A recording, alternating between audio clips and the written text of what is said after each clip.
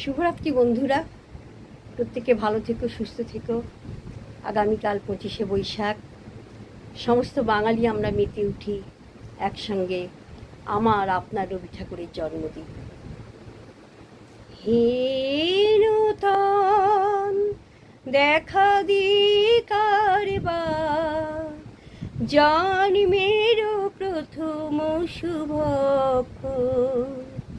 হে নূতন তোমার প্রকাশ,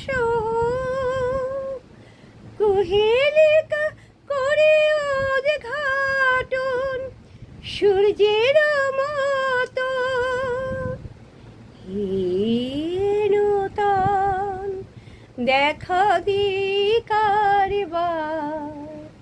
জন্মের প্রথম শুভক্ষণ।